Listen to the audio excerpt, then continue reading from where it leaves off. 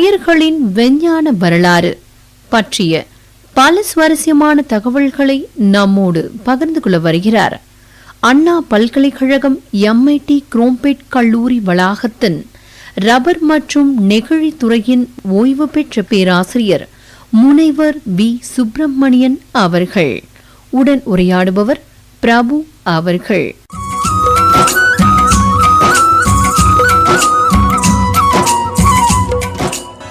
Sir, டயர்னா என்னது? அட்டயர் என்றால் போர்த்துதல், அணிவித்தல் என்று அர்த்தம் கொள்ளலாம். அதுவே சுருங்கி டயர் என அழைக்கப்படுகிறது. எதை போர்த்துதல்? உலோக கலவையினால் ஆன வாகன சக்கரத்தையா, போர்த்தும் ரப்பருக்கும் சக்கரத்திற்கும் இடையில் வேறு ஏதேனும் ஒன்றை பாதுகாக்கவா? இரண்டும் தான். வெளியில் தெரியும் வட்ட வடிவ ரப்பருக்கும் சக்கரத்துக்கு இடையில் ஒன்று இதுதான் கர்காஸ். டயரின் அமைப்பு, வடிவம், செயல்திறன், வாகன கட்டுப்பாடு, எரிபொருள் சிக்கனம், வாகனத்தின் இன்றியமையாத பாதுகாப்பு உள்ளிட்ட குணங்களுக்கு கர்காஸ் அவசியம். சுருங்கச் சொல்லின் மனிதனுக்கு முதுகெலும்பு போன்றது. கர்காஸ் கண்ணுக்கு தெரிவதில்லை. டயரின் அனைத்துக்கும் ஆனது. வெளியில் தெரியும் பட்டை தோல் போன்றது. தோலும் முக்கியம், உள் உறுப்புகள் மிக முக்கியம். சார், இந்த வீலுக்கும் டயருக்கும் என்ன வித்தியாசம்? தற்சமயம் உள்ள வாகன சக்கரம் எந்த சூழலிலும் வாகனம் செயல்பட தன்னிச்சையாக செயல்பட முடியாது. காற்றடைத்த டயர் சக்கரத்துடன் பொருந்தி இருக்க வேண்டும். காற்று என்றவுடன் அழுத்தம் என்ன, எதற்கு என்ற வினாக்கள் அவசியமாகின்றன. இங்கு சற்று விலகி பார்த்தால் டயரில் இருந்து வாகனம், அதன் சக்கர ரிம் முக்கியத்துவம் பெறுகின்றன. டயர் மற்றும் ரிம் குழுமம் வாகனத்திற்கு ஏற்றபடி டயரை வகைப்படுத்தும். காற்று அழுத்தம் உட்பட இக்குழுமம் ஒவ்வொரு நாட்டிற்கும் உலக நாடுகளுக்கு ஏற்றபடியாக பணி செய்யும். சார், உலகத்தில் தயாரிக்கப்பட்ட முதல் டயர் என்னது? எளிதாக சொல்லிவிடலாம், ஜான் பாய் டன்லப் என்று. தன்னுடைய 10 வயது மகன் ஜானிக்கு 3 சக்கர சைக்கிள் லகுவாக செல்ல கண்டுபிடித்தார் என்று. அப்போது காற்றடைத்த ரப்பரில் தோய்த்த கான்வாஸ் துணியை பயன்படுத்தி செய்யப்பட்ட பலூன் போன்ற அமைப்புதான் டயர். டன்லப் ஜானி இல்லை என்றால் டயர் மனித நாகரிகத்திற்கு இல்லாமல் போகுமா? தள்ளி போகும், இல்லாமல் போகாது. சார், டயர்ல எவ்வளவு வகை இருக்கு? இதற்கு விடை சற்று கடினம். ஏனெனில் எண்ணில் அடங்கா வாகனங்கள் செயல்பாட்டில் உள்ளன. சாலை அமைப்பு சார்ந்தது, சாலை அமைப்பு இல்லா தேவைகளுக்கான டயர்கள், வான ஊர்திக்கானது, விலங்குகள் இழுக்கும் வாகன டயர்கள், இருசக்கர வாகன டயர்கள், மகிழுந்து வாகன டயர்கள், கனரக வாகன டயர்கள், பயிர் நிலங்களுக்கு பயன்படும் வாகன டயர்கள் என்று வரிசை நீளும். இதில் குறிப்பாக பார்க்க வேண்டியது மேற்சொன்ன வாகன ரிம்மின் முக்கியத்துவம் கவனத்தில் கொள்ள வேண்டும் என்பது. சார், இந்த டயர்களோட கெமிக்கல் கம்போசிஷன் என்னது சார்? அனைத்து டயர்களில் பொதுவானதாக இருக்கிறது கந்தக பிணைப்பை தன்னுள் கொண்டுள்ள ரப்பர் கலவைகள்தான். இதில் பெரும்பாலும் தாவர ரப்பர், அதன் குணங்களை செயற்கையாக வடிக்கும் செயற்கை ரப்பர்கள், இரண்டும் கலந்த கலவைகள். எந்த வெப்பச் சூழலிலும் காற்று வெளியேறா வண்ணம் இயங்கும் டயர்களில் ரப்பர் டயர்களில் சவ்வு போன்ற அமைப்பை ஏற்படுத்தும் செயற்கை ரப்பர்கள். காற்றடைத்த டியூபுகள், ரிம் வளைவில் டயரை வெளியேறா வண்ணம் உட்கார வைக்கும் பீட் வளையம் பயன்படுத்தும் ரப்பர் கலவையும் கந்தக பிணைப்பால் ஆனதே. எளிதாக புரிந்து கொள்ள வேண்டியது யாதெனில், தாவர செயற்கை ரப்பர்கள் கலவை எதுவாயினும் கந்தக பிணைப்பு அவசியம். அதையும் உள்ளிட்டு எளிதாக கிடைக்கக்கூடிய பொதுவான இயந்திரங்களில் தயாரிக்கப்பட வேண்டியது. உற்பத்தி செலவு கட்டுக்குள் இருக்க வேண்டும். சார், ஒரு டயரை தயாரிக்கிறது எப்படி? டயர் பல கட்டங்களில் உருவாகிறது. ஒவ்வொரு பகுதியும் அதன் வடிவமைப்பு, கலவையின் பௌதிக ரசாயன குணங்கள் வேறுபடும். இருப்பினும் புரிதலுக்காக அவைகள் முதன்மை மற்றும் இடைநிலை என டயரின் பாகப் பகுதிகள் உருவாகின்றன. கேலண்டரிங், எக்ஸ்ட்ரூஷன் என்ற பிரத்யேக இயந்திரங்களில் அவை உருவாகின்றன.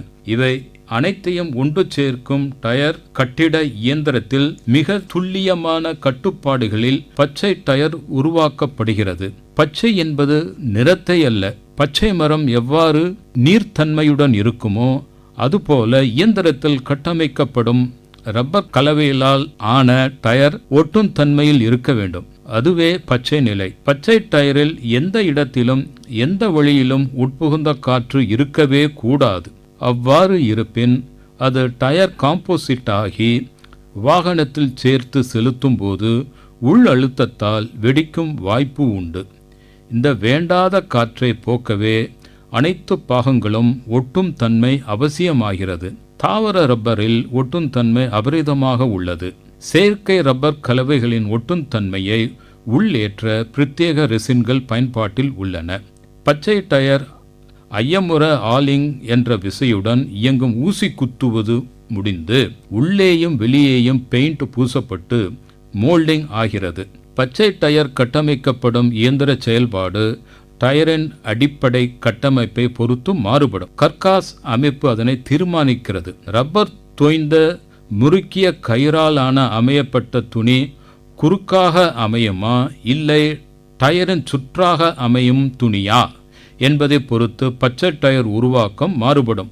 குறுக்கு வெட்டில் அமையும் கர்காஸ் பச்சை டயர் உருளை வடிவில் இருக்கும். அது டயர் அச்சு இயந்திரத்தில் ஏற்றப்பட்டு நீராவி மற்றும் வெப்பக்காற்று கலந்து ஒரு பிளாடர் போன்ற ரப்பர் பை உப்பி பெரிதாகி உருளை வடிவில் உள்ள பச்சை டயரை அச்சின் அமைப்புக்கு அமுக்கி உட்செலுத்தும். இது பேக் ஓ மேட்டிக் பிரஸ் என்று அடையாளப்படுத்தப்படுகிறது. இம்முறையை கண்டுபிடித்து செயல்பாட்டிற்கு தருவித்தது ஒஹையோ மாநிலத்தில் உள்ள அக்ரான் என்ற ரப்பர் நகரமாகும். முறுக்கிய கயிறு டயரின் சுற்றாக அமையப்பெறும் கர்காஸ் அதன் பெல்ட் போன்ற மேல் பட்டியை வைத்து கர்காஸ் இருபாகமாக அமையப்பெறுவதால் இம்முறை டயர் தொழில்நுட்பத்தில் ஒரு புரட்சியாக கருதப்படுகிறது. இந்த அமைப்பு டயரின் குணங்களை எந்தவித சமரசம் இன்றி வடிவமைக்க பயன்படுகிறது. பேகோமேட்டிக் பிரஸ் இந்த கட்டமைப்புக்கு பயன்படாது. அச்சு மூடிய பின் அதிக அழுத்தத்தில் நீராவி செலுத்தப்பட்டு ஏற்கனவே சூடு ஏற்றிய அச்சு குறைந்த கால நேரத்தில் டயரின் அனைத்து பாகங்களும் சீராக பிணைப்பு ஏற்பட்ட பின் அச்சு திறந்து டயர் வெளியே எடுக்கப்படுகிறது. பின்னர் பல ஆய்வுக்கு உட்பட்ட பின் சந்தைக்கு வருகிறது. சார், ஒரு டயர்ல என்னெல்லாம் இருக்கு? பார்வைக்கு தெரியும் ட்ரெட் அல்லது தடம், தோள்பட்டை அல்லது ஷோல்டர், சைடு வால், பீட் வளையம், inner liner, breaker, belt, apex போன்றன. சார், எல்லா டயருமே ரப்பரால் ஆனதா? ரப்பர் இல்லாம மற்ற மெட்டீரியல் யூஸ் பண்ணலாமா டயர் தயாரிக்கிறதுக்கு? ரப்பர் அல்லாத திடப்பொருட்களான எஃகு, கம்பி, வயர், பாலியஸ்டர், நைலான், கண்ணாடி இழைகளால் ஆன கார்ட் ஃபேப்ரிக் ஆகியன ரப்பர் கலவையால் தோய்த்த பின் பயன்படுகின்றன. ஆனால் டயர்களில் ரப்பர் தான் பிரதானம். அதனுடைய பலத்தினால் அல்ல, எதிர்த்திறன் கொண்ட ரப்பர் அந்த குணம் அல்லாத திடப்பொருட்களை எளிதாக ஒன்று சேர்க்கும் தன்மை ரப்பருக்கு மட்டும்தான் உண்டு. சார், ஏன் நம்ம பார்க்குற எல்லா டயருமே பிளாக் கலர்ல இருக்கு, மற்ற கலர்ல இல்லாம? கருப்பில்லாத பிற நிறங்களில் டயர்கள் உண்டு. அவை அலங்காரமாகவும் கவர்ச்சியாகவும் இருக்கலாம். ஆனால் செயல்திறன் மற்றும் ரப்பரின் பௌதிக மாற்றத்திற்கு ஏற்றது கரித்துகள் மட்டுமே. கரித்துகள் கச்சா எண்ணெய் சுத்திகரிக்கப்பட்ட பின் தங்கும் கசடு ஃபர்னஸ் முறையில் கரித்துகள் தயாரிக்க பயன்படுகிறது. இக்கரித்துகள் மேற்பரப்பு மற்றும் உள்ளமைப்பு ரப்பர் மூலக்கூறு தொடர் பரவலாக அப்பவும் சில வேதியியல் பிணைப்பு ஏற்படவும் ஏதுவாக உள்ளது. அதன் விளைவாக ரப்பர் கலவையாகவும் கந்தக பிணைப்பு நடந்த பின்பும் நடைபெறும் பௌதீக மாற்றங்கள் ரப்பர் திறனை அதிகப்படுத்துவது. முக்கியமாக உராய்வின் போது சிதையாமல் இருப்பது. குத்தி கிழிக்கும் நிலை ஏற்பட்டாலும் ரப்பர் டயர் சிதையாமல் இருக்கவும் மிக நுண்ணிய கரித்துகள் பயன்படுகிறது. இந்த உயர்நிலை எதிர்க்கும் திறன் ரீஇன்ஃபோர்ஸ்மெண்ட் என்று அழைக்கப்படுகிறது. சார், ராபர்ட் வில்லியம் தாம்சன் அவர் டயர் துறைக்கு அளித்த பங்களிப்பு என்ன? ரப்பரின் வேதியியலை முழுமையாக்கியவர் தாமஸ் ஹான்காக் என்றால் அதன் மிகவும் பிரபலமான பயன்பாட்டை முழுமையாக்கி ராபர்ட் வில்லியம் தாம்சன் 1822 முதல் 1873 வரை வாழ்ந்தவர் ஆவார். காற்று நிரப்பப்பட்ட அல்லது நியூமேட்டிக் டயரை கண்டுபிடித்தார். ஸ்காட்லாந்தில் பிறந்த தாம்சன் ஒரு தொடர் கண்டுபிடிப்பாளர். அவரது மனம் தன்னை சுற்றியுள்ள உலகத்தை விட வேகமாக நகர்ந்தது. டயரை கண்டுபிடித்ததாக பெரும்பாலான மக்கள் நினைக்கும் ஜான் பாய்ட் டன்லப் உண்மையில் 40 ஆண்டுகளுக்கு பிறகு அவரது காப்புரிமையை செல்லாததாக்கியது.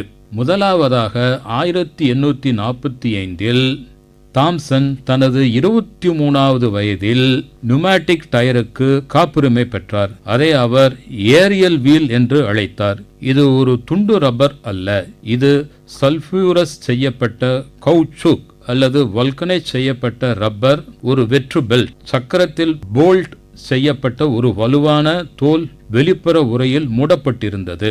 1847ஆம் ஆண்டில் லண்டனின் ரீஜன்ஸ் பூங்காவில் தன் டயரின் செயல்திறனை தாம்சன் நிரூபித்தார். ஒரு டயர் தொகுப்பு 1200 மைல்கள் வரை எந்த பிரச்சனையும் இல்லாமல் ஒரு வண்டியில் ஓடியது. அவை இரும்பு விளிம்புகளில் கொண்ட சக்கரங்களை விட கணிசமாக அமைதியானவை மற்றும் வசதியானவை என்பதும் வெளிப்பட்டது. ஆனால் தாம்சனுக்கு கிடைத்த பதிலோ சரியான யோசனை, தவறான நேரம், சூழ்நிலை என்பதுதான். அக்காலத்தில் ரப்பர் இன்னும் நம்ப முடியாத அளவிற்கு விலை உயர்ந்தது. மேலும் கார்கள் இல்லை என்பதாலும் சைக்கிள் மோகம் இன்னும் குறையவில்லை என்பதாலும் வெகுஜன சந்தை இல்லை. 1888இல் டன்லப் அதை மீண்டும் கண்டுபிடிக்கும் வரை 43 ஆண்டுகளாக தாம்சனின் டயர் கண்டுபிடிப்பை உலகம் மறந்துவிட்டது. இரண்டாவதாக, டயர்களுக்கு அப்பால் ஒரு செழிப்பான மனம் தாம்சனின் சக்கரங்களில் நிற்கவில்லை. அவரது கண்டுபிடிப்புகளின் பட்டியல் 19ஆம் நூற்றாண்டின் சிறந்த வெற்றிகள் தொகுப்பை போல வாசிக்கப்படுகிறது. 1849இல் அவர் சுயமாக நிரப்பும் ஃபவுண்டைன் பேனாவிற்கு காப்புரிமை பெற்றார். அவை வீட்டு உபயோக பொருளாக மாறுவதற்கு நீண்ட காலத்திற்கு முன்பே தாம்சன் நீராவியால் இயங்கும் டிராக்டரை உருவாக்கினார். இது தாம்சன் ஸ்டீமர் என்று பெயரிடப்பட்டது. இது சேதப்படுத்தாமல் சாலையை பிடிக்க திட ரப்பர் டயர்களை பயன்படுத்தியது. இன்னும் பல கண்டுபிடிப்புகள் தாம்சனை சாரும். தாம்சனுக்கும் டன்லப்புக்கும் நடந்த காப்புரிமை பிரபலம். 1888ஆம் ஆண்டில் ஜான் பாய்ட் டன்லப் தனது மகனின் முச்சக்கர வண்டிக்கான நியூமேட்டிக் டயருக்கு காப்புரிமை பெற்றார். அதை வணிகமயமாக்க முயன்றபோது தாம்சன் ஏற்கனவே 1845இல் அதை செய்துவிட்டார் என்பதை காப்புரிமை அலுவலகம் உணர்ந்தது. முடிவு, டன்லப்பின் முக்கிய காப்புரிமை செல்லாததாக அறிவிக்கப்பட்டது. இருப்பினும் தாம்சனின் அசல் காப்புரிமை அந்த நேரத்தில் ஏற்கனவே காலாவதி ஆகிவிட்டதால் காற்று குஷன் என்ற பௌதிக கருத்து பொதுக்களத்தில் இருந்தது. இதனால் 1890களில் தாம்சனுக்கு ஒரு பைசா கூட செலுத்தாமல் டயர் தொழில் உத்வேகம் பெற்றது. தாம்சன் 50 வயதில் இறந்தார். ஆனால் அவரது மரபு இன்றும் சாலையில் உள்ள ஒவ்வொரு காரின் கீழும் உள்ளது. சார், டயர் துறைக்கு ஜான் டன்லப் அளித்த பங்களிப்பு என்ன? பருத்தி கேன்வாஸ் துணியை ரப்பரில் தோய்த்து காம்போசிட் செய்து கிடைக்கும் மெம்பரனை காற்றடைத்து டயராக பயன்படுத்தலாம் என்ற யுக்தி பரவலாக அறிந்திருந்தாலும் தாம்சன் பெரும்பாலான முன்னேற்றத்தை முன்பே ஏற்படுத்திவிட்டார். ஆனால் அவரது கண்டுபிடிப்பு காலாவதி ஆகியது துரதிர்ஷ்டம். உலகப் போர்கள் டயரின் தேவைகளை அதிகப்படுத்தின. அதன் விளைவாக டயர் தொழிற்சாலைகள் பரவலாக தோன்றின. அமெரிக்காவில் பால்மர் என்பவர் கார்டு டயர் துணியை கண்டுபிடித்தார். இதுவே டயரின் உற்பத்தியில் யுகப்புரட்சியாகும். இந்த கண்டுபிடிப்பு 1910இல் குட்ரிச் சென்றது. யோகோஹாமா 1921இல் ஒரு கார்டு டயர் துணியை கண்டுபிடித்தது. அது 3 மடங்கு திறன் உள்ளது. 1928இல் பிரிட்ஸ்டோன் முழுமையான உள்ளூர் தொழில்நுட்பத்தை கொண்டு டயர் செய்தது. மேலை நாடுகளின் தாக்கம் அதன் பின் சற்றே குறைய ஆரம்பித்தது. சார், ஒரு டயரோட டைனமிக்ஸ்னா அது என்ன சொல்லுவோம்? வாகன சமன்பாடு ஓட்டத்தில் அவசியம். லகுவாக உருள வேண்டும். வேகமாக உருளும் போது பல விசைகள் டயர் மூலமாக செயல்படுகின்றன. இதற்கு கான்டாக்ட் பேட்சின் அளவு, வடிவம், விசைகள் பரவும் முறை, விசைகளின் ஆதிக்கம், கான்டாக்ட் பேட்சின் மத்தியில் உள்ளதா விலகி உள்ளதா, நியூமேட்டிக் ட்ரையல் என்ற பதத்தில் அடையாளப்படுத்தப்படும் இந்த தற்காலிக நடவடிக்கை எந்த அளவுக்கு என்பன வாகன நிலைப்பாடு டயரின் செயல்பாட்டை அனுசரித்து உள்ளது என தீர்மானிக்கிறது. வாகனம் முனையில் திரும்பும்போது நமக்கு தெரியும் டயரின் முக்கியத்துவம் என்ன என்று. தற்காலிக விலகிச் செல்லும் விசைக்கு எதிராக டயர் உள்நோக்கி செல்லும் விசையை உருவாக்க வேண்டும். பட்டை கொண்ட ரேடியல் டயர் மிக நேர்த்தியாக இதை உருவாக்குகிறது. இந்த தற்காலிக விசை ஸ்லிப் கோணம் தீர்மானிக்கிறது. டயரின் உராய்வினால் வெளிப்பரப்பு சேதமாவதும் உண்டு. கான்டாக்ட் பேட்ச் பற்றி பார்த்தோம். இதில் செயல்படும் 3 திசைகளின் விசை டயரின் நெளிவுக்கு ஆதாரமாகின்றது. விசை நெளிவின் அளவு ஒரு குறிப்பிட்ட அளவில் இருக்க வேண்டும். வேக கட்டுப்பாடு இந்த ஸ்பிரிங் ரேட்டை சார்ந்தது. உலர்ந்த சாலைகளில் வாகனம் பிரேக் அடித்தவுடன் நிற்பது பெரிய விஷயம் இல்லை. தண்ணீர் இதர நீர்மங்கள் சாலையில் இருந்தால் நிற்கும் தூரம் சற்று தள்ளியேதான் அமையும். இதுவே ஹேண்ட்லிங்குக்கு முன்னோடி. சார், ஒரு டயரை என்னென்ன ஃபோர்ஸஸ்லாம் அஃபெக்ட் பண்ணுது? நீளவாட்டில் உருவாகும் விசை, பக்கவாட்டில் உருவாகும் விசை, செங்குத்தாக உருவாகும் விசை, இவை கார்காஸ், பாரம், வேகம், சாலையின் மேடு பள்ளம் ஆகியன பொறுத்து மாறுபடும். இதில் செங்குத்தான விசை பயணத்தின் தரத்தை தீர்மானிக்கும். பக்கவாட்டு விசை ஹேண்ட்லிங்கை தீர்மானிக்கும். நீளவாட்டில் எப்போதும் அமையும் விசை இரைச்சல் அதிர்வை தீர்மானிக்கும். சார், ஒரு டயர்ல ரோலிங் ரெசிஸ்டன்ஸ்னா என்ன? டயர் ரப்பர் சார்ந்த கலவை காம்போசிட் ஆனாலும் ரப்பரின் பௌதிக தன்மையே மேலோங்கி இருக்கும். ரப்பரின் வலிமை மற்றும் குறை என பார்த்தால் அதனுடைய நெகிழ்வு, எதிர்வினை ஆற்றும் இரண்டும் கலந்து தன்மையே ஆகும். விஸ்கோலாசிசிட்டி என பொதுவாக அழைக்கப்படும் இந்த இரு நிலையான குணமே ரப்பரின் பிரதானம். ரப்பரின் இயல்பு இந்த இரட்டை நிலைதான். இந்த இயல்பின் பக்க விளைவு சுற்றுதலில் எதிர்வினை ஆற்றல் ஆகும். இது தேவையற்ற உராய்வாக வெளிப்படும். இதனால் எரிபொருள் குறிப்பிட்ட அளவு வீணாகிறது. டயரின் கட்டமைப்பு, பயன்படும் பொருட்களின் அளவு மற்றும் தேர்வு ஆகியன கொண்டு வீணாகும் எரிபொருளை மிச்சப்படுத்தலாம். டயரின் தரம் இவ்வாறு வீணாகும் எரிபொருளை கருத்தில் கொண்டு சந்தைப்படுகிறது. இந்த துறையில் தொடர்ந்து ஆராய்ச்சிகள் நடைபெறுகின்றன. சார், டயர் லோடு சென்சிட்டிவிட்டி என்ன சார்? டயரின் பாரம் சுமக்கும் அளவு அதன் காற்று அழுத்தத்தை பொறுத்தது. காற்று அழுத்தம் அதன் காம்போசிட்டின் திறனை பொறுத்தது. காம்போசிட் கர்காஸ் பொருள் எத்தனை அடுக்கு கொண்டது, அதன் உடையும் விசை என பல காரணிகள் பாரத்தை கட்டுப்படுத்துகின்றன. ஆனால் நாம் காற்றை ஏற்றி பாரத்தை அதிகப்படுத்துகிறோம். விளைவு டயர் ஓட்டத்தில் வேகம் கூடி டயரின் உள் வெப்பமும் அளவுக்கு அதிகமாகி கார்காஸின் உடையும் அளவு நெருங்கும் போது ஆபத்து ஏற்படலாம். டயர் ரிம் விளிம்பு கொண்ட சக்கரத்தில் பொருத்தி காற்றடைத்த பின் வலுவேற்றப்படுகிறது. டயரின் வெளிவிட்டம், ரிம்மின் விட்டம், இந்த இடைவெளியில் அமையும் காம்போசிட்டின் வடிவமைப்பு, பயன்படுத்தும் பொருட்கள், எங்கு எந்த அளவு ஆகியன இந்த வலுவை தீர்மானிக்கின்றன. சார், ஒரு டயரோட ட்ரீட் வேர் இண்டிகேட்டர்ஸ் என்ன? டயர் தேய்மான குறியீடு அதன் சுற்றளவில் உற்பத்தியாகும் போது அச்சில் வடிக்கப்படுகிறது. இந்த குறியீடு இந்த தேய்மானத்திற்கு பின் பயன்படுத்தக்கூடாது. அவ்வாறு பயன்படுத்தினால் வாகன கட்டுப்பாடு கிடைக்காது, இரைச்சல் அதிகமாகும். முதுகெலும்பான கர்காஸ் நேரடியாக தரையில் அடிபடும். இதனால் கர்காஸ் மேற்கொண்டு எந்த பயனுக்கும் உதவாது. டயர் ஓட்டத்தில் கடினமாகும். எதிர்விசை குறையும். ஈரத்தரையில் பிடிமானம் அற்றுப்போகும். ஆக தேய்மான குறியீடு அலங்காரம் அல்ல. சார், நம்மளுக்கு எப்படி தெரியும் டயரை மாத்தணும்ட்டு? மைலேஜ் சம்பந்தப்பட்ட பிராண்ட் டயர் அதற்கான வழிமுறைகளை ஆலோசனை தரும். குறிப்பாக உள் காற்றளவு மிக முக்கியம். ஒவ்வொரு டயரும் ஸ்பீட் லிமிட் உண்டு. பக்கவாட்டில் கடினமானாலோ வெடிப்பு நிறைந்து இருந்தாலோ டயர் மாற்றியாக வேண்டும். ரீட்ரெடிங் மிகப்பெரிய வரப்பிரசாதம். ஆனால் எல்லா டயர்களையும் ரீட்ரெடிங் செய்ய முடியாது. ரேடியல் கட்டமைப்பில் அது குறைபாடானாலும் மொத்த பயன்பாடுகளை நோக்கும்போது கிட்டத்தட்ட 100% ரேடியல் டயர்களே பயன்பாட்டில் உள்ளன. இதில் வாகனத்துடன் பயனாகும் டயர்கள், சந்தையில் விற்பனையாகும் டயர்கள் என இரு பெரிய அமைப்பு உண்டு. ஆக டயர் மாற்றம் என்பது தத்தம் பயன்பாடு வாகனம் சார்ந்தது. சார், டயர் கோடுன்னு என்ன?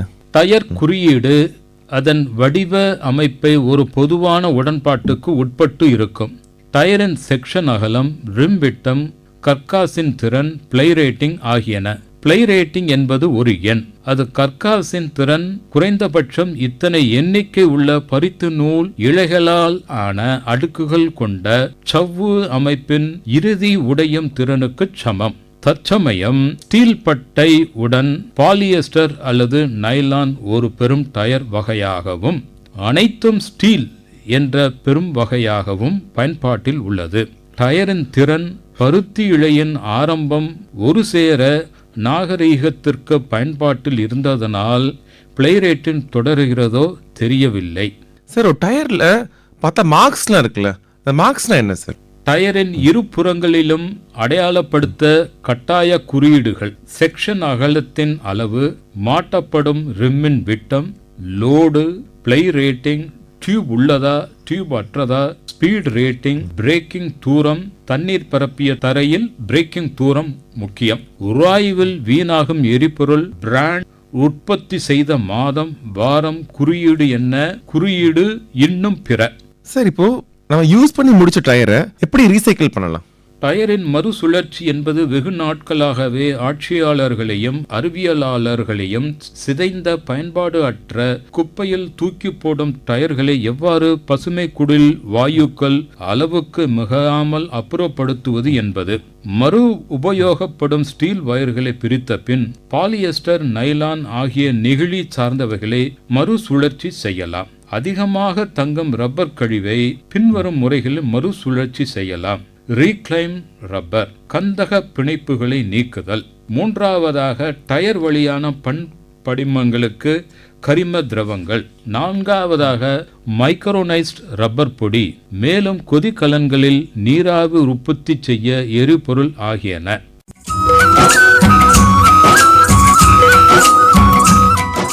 இதுவரை டயர்களின் விஞ்ஞான வரலாறு பற்றிய பல சுவாரஸ்யமான தகவல்களை நம்மோடு பகிர்ந்து கொண்டவர் அண்ணா பல்கலைக்கழகம் MIT குரோம்பேட் கல்லூரி வளாகத்தின் ரப்பர் மற்றும் நெகிழி துறையின் ஓய்வு பெற்ற பேராசிரியர் முனைவர் V. சுப்பிரமணியன் அவர்கள்.